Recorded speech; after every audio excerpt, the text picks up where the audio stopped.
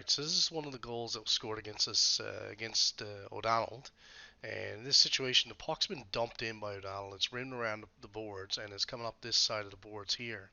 And what happens is this winger's coming in to stop the puck. And what he actually does is he keeps bringing the puck down. And these two forwards from O'Donnell put pressure on him right away. This defenseman comes in to provide support. This winger, he's in a good position. He's going to his sagging zone position. What you're going to see in a moment is their centerman's going to swing through here, and in fact, both him, the centerman, and this winger here are both going to swing out of the zone while the puck is going in this direction, and that's a no-no. That centerman needs to get into this position down here, and this winger here needs to get in his sagging zone position. What's going to happen is that O'Donnell's going to actually come out with a puck here and they're going to score a goal. So let's just play it through and watch what happens. Okay, so you can see right here you've got your winger and your centerman. Both are blowing the zone basically, and the puck is still coming down into our zone. We've got a 3-on-3 situation down low here right now. That's not what we want. We want this, our centerman, he should be down here, in this area here. So because what's going to happen is that four guys are going to get tangled up on the boards here. I believe is this guy from O'Donnell here is going to move in. He's going to take the puck out, step out, and score a goal. And if our centerman was in position and if our winger was in position, they would be able to provide support. So let's just play forward and watch what happens. So here you go, puck comes out. There you go. So like I said, if we had our centerman here, he'd be in position to engage this guy already. As he came off the boards of puck, he would have been right here, basically on that dot area, and he never would have had a chance to skate in. This defenseman was actually caught flat-footed. He actually provides a bit of a screen here. The only thing I would say here is the defenseman probably could have stuck his stick out and maybe deflected that puck up over the glass, possibly, but it's a split-second decision. There's not much you can do.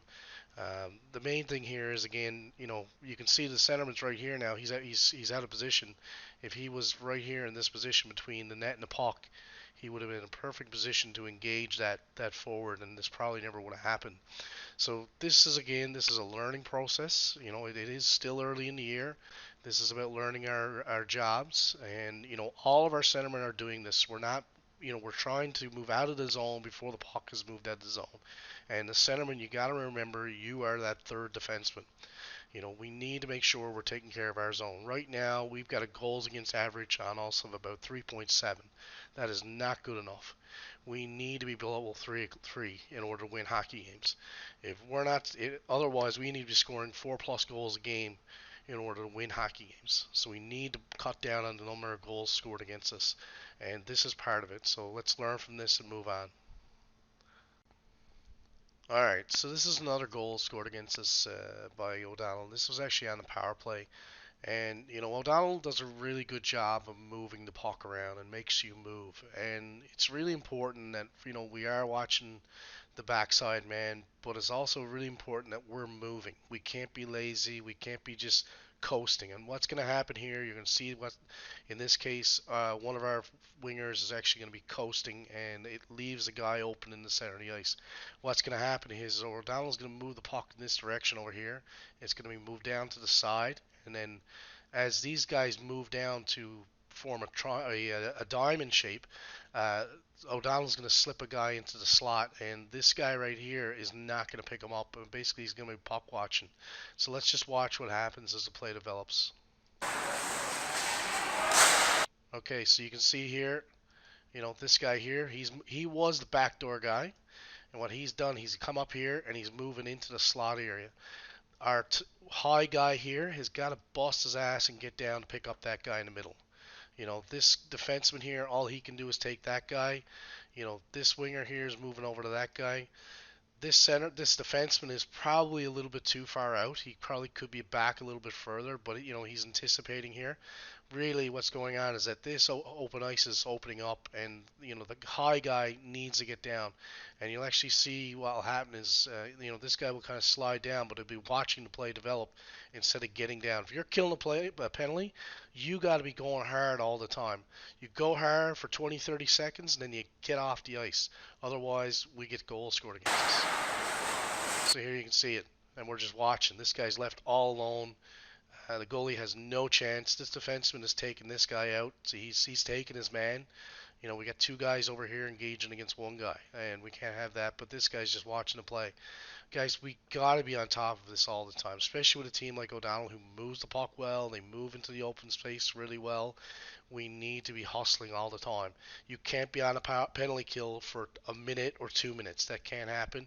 You got to be out there for 20, 30 seconds, go hard, get off the ice, get fresh legs on the ice. All right? So let's learn from this and move on. All right, so these are the stats from the game against O'Donnell, and we lost 7-4. We know we let in 3 quick goals beginning of the game that really put us behind, but we battled back. Really, if we had been playing better at the beginning of the game, we probably would have tied that game, maybe won it. So you know, it just again emphasizes that we got to play hard the entire game. You look at the total shots against O'Donnell. You know, they had 25 shots, we had 22. That's not bad. I mean, I want 30 shots a game. I want 10 shots per period typically. So we're still short, but you know, we held them to 25 shots too. So, you know, that is a positive. So let's just scroll down through here, and we'll come to the face-offs, and you can see, you know, we didn't do too bad in most cases. We've got, you know, we've won most of the faceoffs down here and half to half. We won them there, lost them here badly. Center, we won them, but we didn't do too bad overall. Down here, I think this is in the offensive zone. This is where we really want to be winning faceoffs. We didn't actually do that great down here, so we need to bear down, especially in their zone, on all faceoffs really, because they are opportunities for us. So let's just slide down here to the shots. You can see, you know, our goal was scored right there. It was in the home base area. We can see we got some missed shots here as well, right? So, and I'm sure there was more there than that. Let's look at O'Donnell's shots. Look, they're getting most of their shots are within that home base area.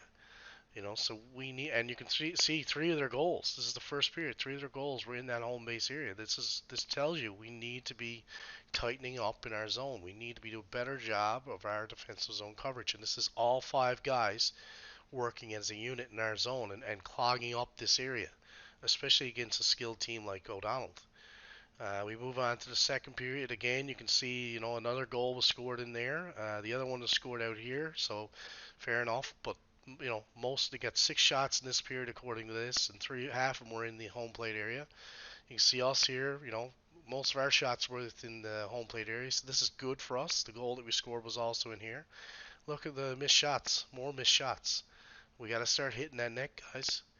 There are potential shots that we could have. And again, here we go in the third period. Our 2 goals in the home plate area, right? And look at theirs. All their shots except for one were within that home plate area. You know, O'Donnell loves this area. They love to get in there, and this is where they like to score goals. They like to get fancy. This means we got to clog up this area.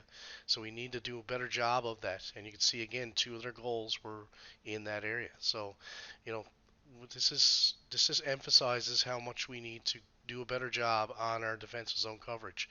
We need to cut down on the number of goals being scored against us. Again, you know, right now we're at 3.7 goals against. That is not good enough. We can't be relying on scoring 4 goals a game to win a hockey game. And right now we're not scoring 4 goals a game. So we need to increase the number of goals we're scoring, but we have to also decrease the number of goals that we're giving up. So